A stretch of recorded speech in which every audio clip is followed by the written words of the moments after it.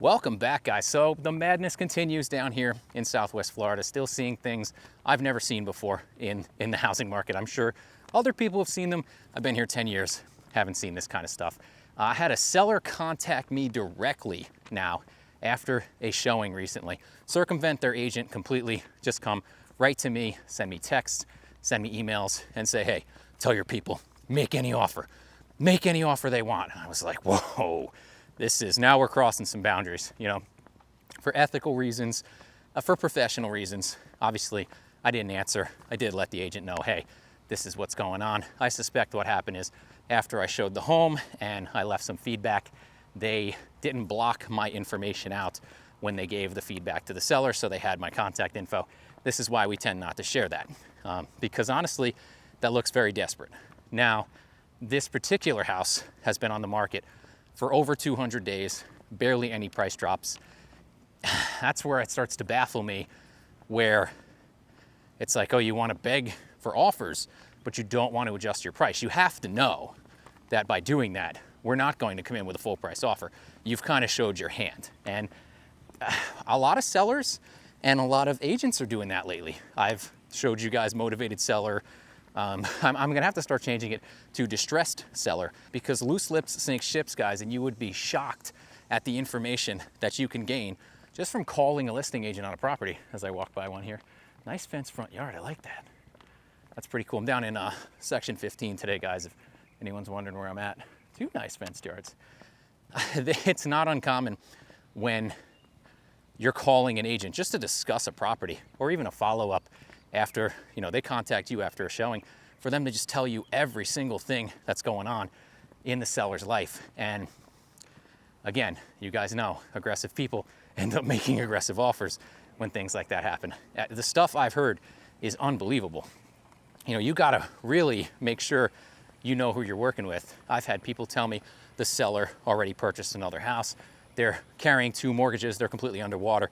This thing has to go, yet still no price adjustment to market rate. I don't understand that, which is why you see some of these massive discrepancies in closings. I've had people tell me, oh my God, they're getting a divorce. They've already moved out. They're not coming back.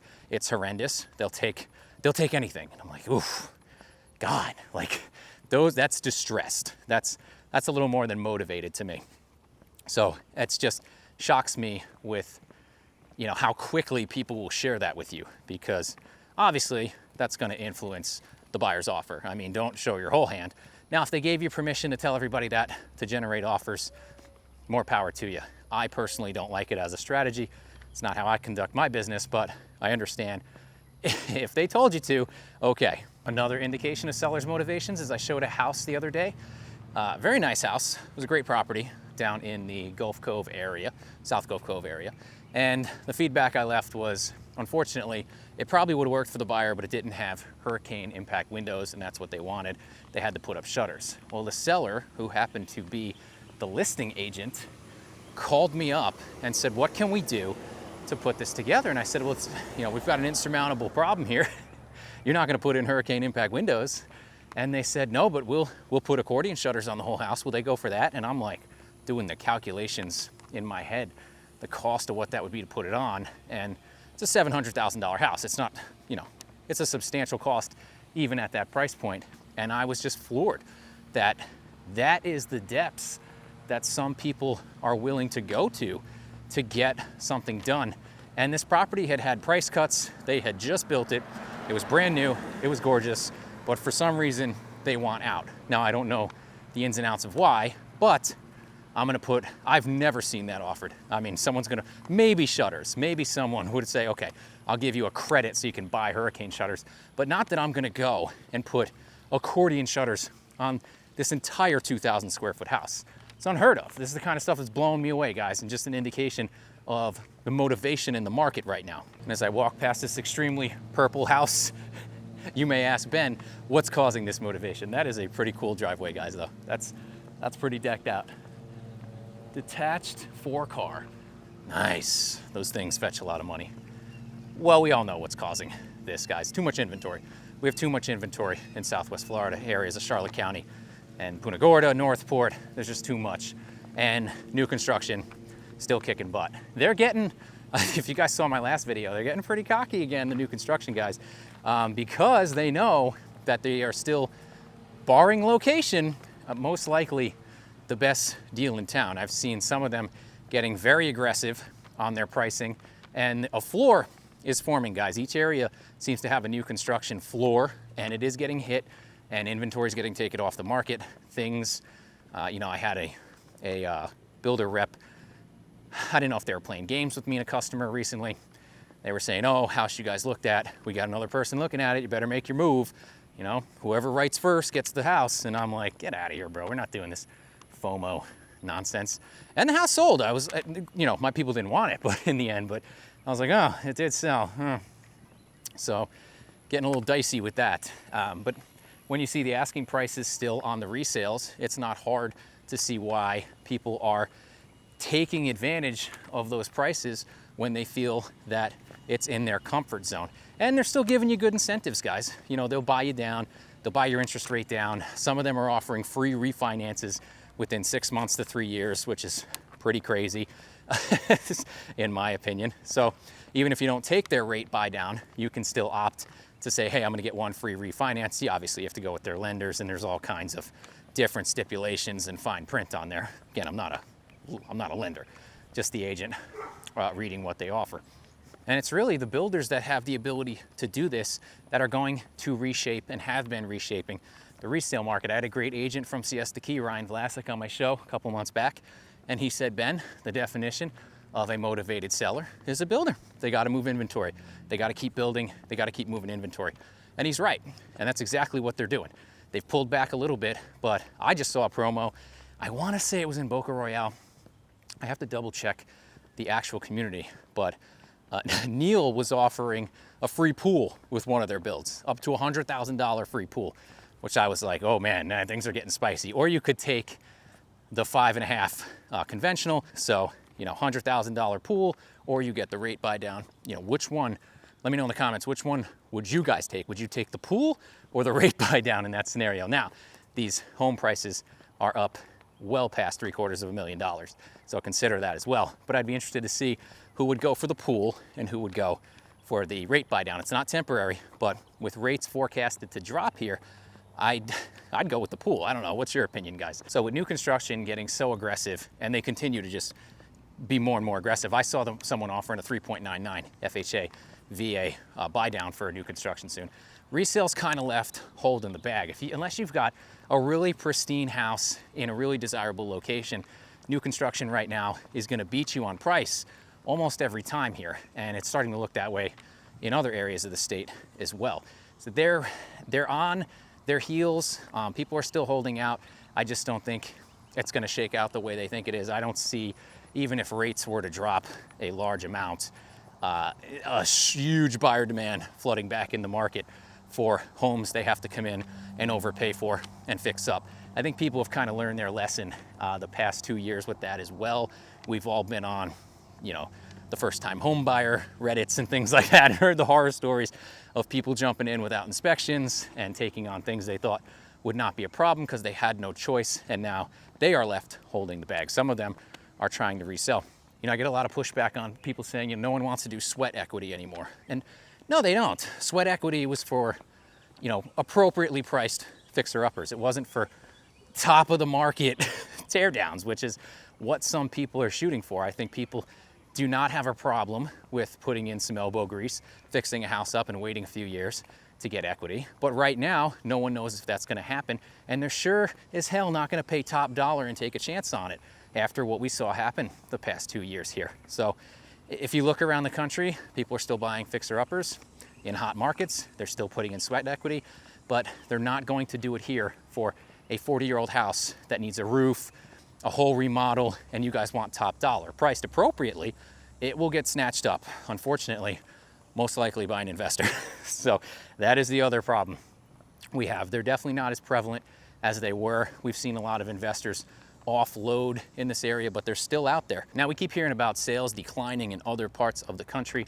Obviously, guys, that's going to affect us here in Florida. A big portion of our purchases are out-of-state buyers. It used to be more spread out between residents and first-time home buyers, but the crazy price appreciation has just locked so many people locally out. It's getting close to where they're gonna have a chance to start getting back in. I think it's just taken wages to move a little bit while prices fall, but still, it's very hard for local workers to get into the housing game here.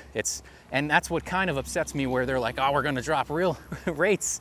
And I know they lag, guys, and I know the mortgage rates are already baked in, but it does create a perception for buyers, once rates are dropped, that they need to act now and move. And do I think it's going to cause another price frenzy? Not necessarily, especially if sales in the other part of the countries or other parts of the country continue to slow. People aren't gonna bring as much money down here. But if it picks up, I think it's gonna stop the price declines we're seeing. We could hit a stabilization. And some of what I said already, what I've been telling you, is we've been seeing that floor on new construction happen. So I don't know where it's gonna land, but if they're dropped a lot, it could cause this price decline to kind of peter out, and maybe we hit a period of stabilization. Another thing I'm seeing is, I know it's been a tough year for agents, buyers, sellers down here. A little better for buyers this year than sellers or agents. And it's been very hard for some agents to produce. I've had agents tell me this is the worst year they've seen since they've been in real estate, some of them 25 years. And I know that's stressful, but I hate to see when they come online and complain about a deal falling through. Like, I don't know, man, it's not about you. Like, it's not about us. Maybe if we stopped making it about us, the real estate agent profession wouldn't have the rap that it has. But no, people rush online and, I lost my only deal. What am I gonna do? I understand, it's tough. We all gotta work, we all gotta eat. But somebody just lost a house. A buyer just lost a house. A seller just lost a house they had to sell to maybe buy a house somewhere, which is very common. These things don't just affect agents. And I don't know, maybe sometimes agents forget that. Like, it could be a chain of events down the line that a sale falling through screws up 3 or 4 other people's home buying opportunities. Because a lot of the stuff we're doing here right now, guys, is contingent upon someone selling a home elsewhere, which again points to what I told you. If the market slows down in other areas of the country, it's going to slow down here in Florida, in my area, more so than it has now. So we still have buyers, but a lot of them are contingent. They're selling somewhere else, they're coming here. And when that deal falls apart, I get it. You lose a paycheck, but that person loses a hell of a lot more than you. And I maintain this constantly. We seem to be the only profession that acts like absolute martyrs for doing our job. So I just wish the perception was switched on that a little bit. As I'm sure you guys know, you guys see some of the stuff down here, you watch the markets. Some sellers just test in the market, and within a week, surprisingly a week or two, I'm seeing multiple price drops on properties. Something that's up for 500, 20,000 first week, 20,000 second week. They're like, okay, that's a motivated seller. That's motivated, not slapping the highest price you can on the house and writing motivated seller. Actually reducing the price and adjusting it to market value is motivated seller. So, but it's not uncommon to see that. When you guys see something like that, that is someone who's going to be more receptive and open to obviously lower price offers. And we don't know the ins and outs of everybody's financial situation.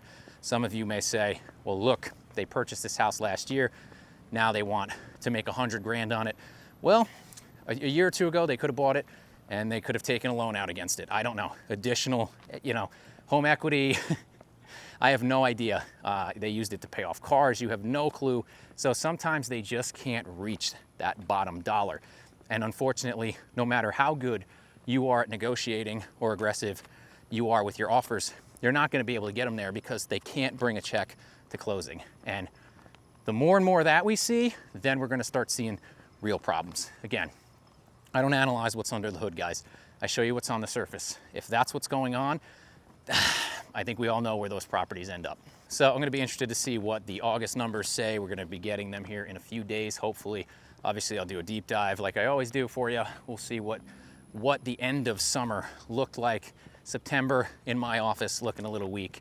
I had told you guys previously, pendings are okay across the board, but we seem to be listing more properties because more stuff is coming back to market that was taken off. So We will see how the fall shakes out, but I will keep you guys posted.